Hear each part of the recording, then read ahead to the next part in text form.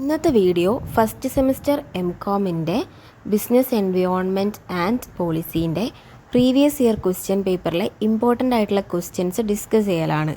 2 വെയിറ്റേജിൻ്റെ questions ആണ് ആദ്യം തന്നെ പറയുന്നത്. ഇത് 2020-21 വർഷത്തെ ക്വസ്റ്റ്യൻ പേപ്പറാണ്. 21-ലെ ക്വസ്റ്റ്യൻ പേപ്പറാണ്. നമ്മൾ 21, 22, 23 ഇയേഴ്സിലെ ക്വസ്റ്റ്യൻ പേപ്പറാണ് ഇതിനകത്ത് മെയിനായിട്ട് ഡിസ്കസ് ചെയ്യണമെന്ന് വിചാരിക്കുന്നത്. 2 വെയിറ്റേജ് ക്വസ്റ്റ്യൻസിൽ ആദ്യം വരുന്നത് ട്രേഡ് യൂണിയൻസ് എന്താണെന്ന് എഴുതാനാണ്. നിങ്ങൾക്കറിയാം 2 വെയിറ്റേജിന് ഏകദേശം ഒരു പേജ് ഒരു സൈഡ് ഫുള്ളായിട്ട് എഴുതാൻ വേണ്ടി ട്രൈ ചെയ്യുക. പിന്നെ നിങ്ങൾ എക്സാം എഴുതുമ്പോൾ ആദ്യം എപ്പോഴും എസ്സേ ക്വസ്റ്റ്യൻസ് അറ്റൻഡ് ചെയ്യുക. അതിനുശേഷം 3 വെയിറ്റേജ് കൂടെ കഴിഞ്ഞിട്ട് ലാസ്റ്റ് നിങ്ങൾ 2 വെയിറ്റേജിലേക്ക് ഫോക്കസ് ചെയ്താൽ മതി.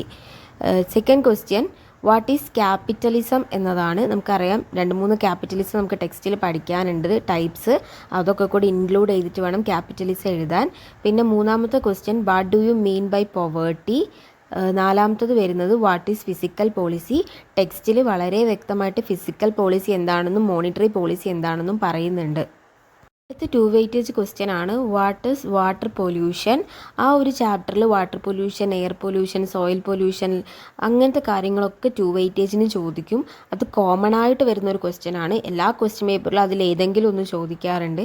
ഇനി നിങ്ങൾ ആ ചാപ്റ്ററിൽ നിന്നൊന്നും പഠിച്ചില്ലെങ്കിൽ പോലും നിങ്ങൾക്ക് ഉണ്ടാക്കി എഴുതാൻ പറ്റുന്നൊരു സബ്ജക്റ്റ് ആ ഒരു ചാപ്റ്ററിൽ വരുന്ന എല്ലാം അങ്ങനെയാണ്. സോ ആ ക്വസ്റ്റ്യൻ സ്കിപ്പ് ചെയ്യാണ്ട് തന്നെ അറ്റൻഡ് ചെയ്യുക.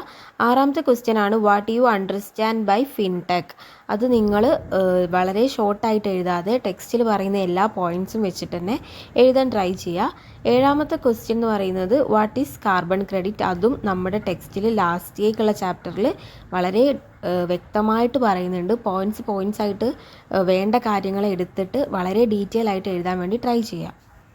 ഇത്രയാണ് ഈ ഒരു ക്വസ്റ്റ്യൻ പേപ്പറിൽ 2 വെയിറ്റേജിൽ ചോദിച്ചിട്ടുള്ളത്.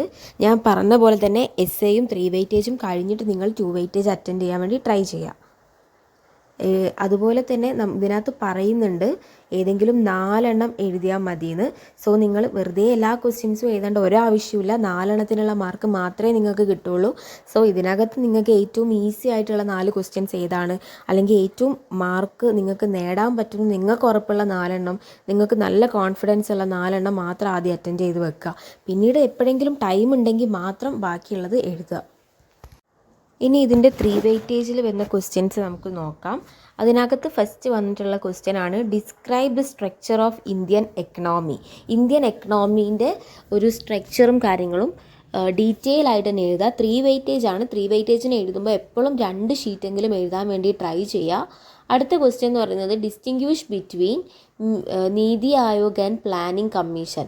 പ്ലാനിംഗ് കമ്മീഷനും നീതി ആയോഗും തമ്മിലുള്ള ഡിഫറൻസ് എഴുതാനാണ്. അതൊരിക്കലും ബോക്സ് വരച്ചിട്ട് എഴുതരുത്. നിങ്ങൾ ഡീറ്റെയിൽ ആയിട്ട് തന്നെ പാരഗ്രാഫ് ആയിട്ട് തന്നെ എഴുതിയിട്ട് പിന്നീട് എപ്പോഴെങ്കിലും ലിസ്റ്റ് ഔട്ട് ചെയ്യാൻ വേണ്ടി മാത്രം ബോക്സ് യൂസ് ചെയ്യുന്ന രീതിയിലേക്ക് എഴുതണം. അടുത്ത 3 വെയിറ്റേജ് ക്വസ്റ്റ്യൻ ആണ് state the meaning and objective of monetary policy. നമുക്ക് 2 വെയിറ്റേജിന് ഫിസിക്കൽ പോളിസി ചോദിച്ചു, അതുപോലെ തന്നെ 3 വെയിറ്റേജിന് മോണിറ്ററി പോളിസിയാണ് ചോദിച്ചിരിക്കുന്നത്. ഇത് നേരെ തിരിച്ചും ചോദിക്കാനുള്ള സാധ്യതയുണ്ട്. 3 വെയിറ്റേജിന് മോണിറ്ററി പോളിസിയും ചോദിച്ചേക്കാം.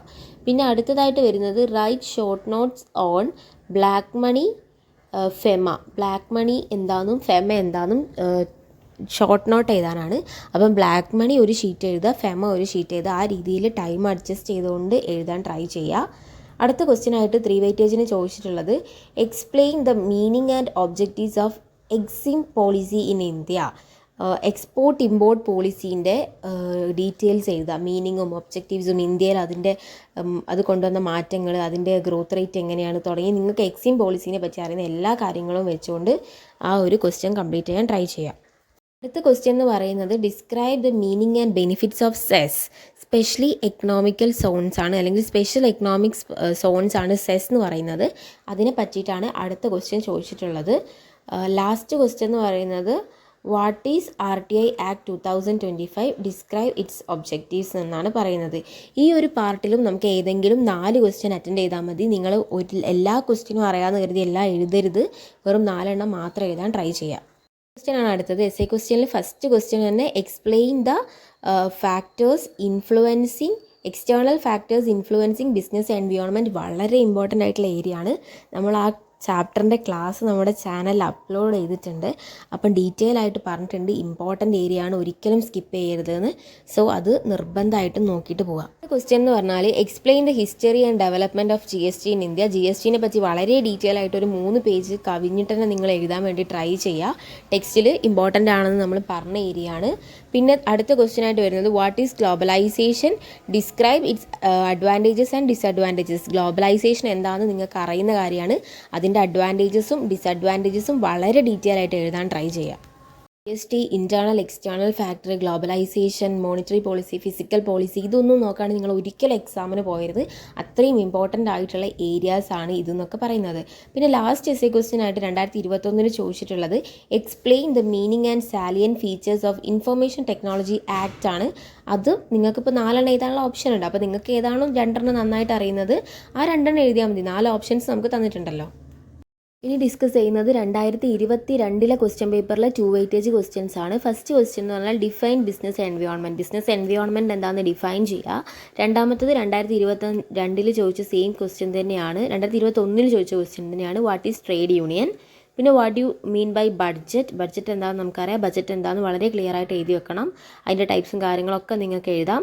What is inflation. ഇൻഫ്ലേഷൻ എന്താണ്, അതിൻ്റെ കോൺസിക്വൻസസ് എന്താണെന്നൊക്കെ പറഞ്ഞിട്ട് നിങ്ങൾക്ക് അത് എഴുതാം. What is FII. What is understand by crypto currency. Crypto currency ഇപ്പം കുറച്ചും കൂടെ റെലവൻ്റ് ആയിട്ടുള്ള ഒരു ടേമാണ്. അത് അങ്ങനെ തന്നെ കുറച്ചും കൂടെ ഡീറ്റെയിൽ ആയിട്ട് എഴുതാൻ ട്രൈ ചെയ്യുക. Last one what is land pollution. കഴിഞ്ഞതിൽ എയർ പൊല്യൂഷനാണ് ചോദിച്ചത്, ഇതിൽ ലാൻഡാണ് ചോദിച്ചത്. ഞാൻ പറഞ്ഞിട്ടുണ്ട് ഇങ്ങനെ മാറി മാറിയാണ് ചോദിക്കുക. അപ്പോൾ അതിലുള്ള എല്ലാം നിങ്ങൾ പഠിക്കാൻ ട്രൈ ചെയ്യുക. 3 വെയിറ്റേജിലേക്ക് പോവുകയാണെങ്കിൽ കഴിഞ്ഞ വർഷം ചോദിച്ച അതേ ക്വസ്റ്റ്യൻ ചോദിച്ചിട്ടുണ്ട്. നീതി ആയോഗ് എന്താണ്, അത് describe the meaning and objectives of NITI Aayog. കഴിഞ്ഞ പ്രാവശ്യം നീതി ആയോഗും പ്ലാനിംഗ് കമ്മീഷനെയും ഡിസ്റ്റിങ്വിഷ് ചെയ്യാനാണ് ചോദിച്ചത്. സെക്കൻഡ് ക്വസ്റ്റ്യൻ എന്ന് പറയുന്നത് describe the merits and demerits of privatisation.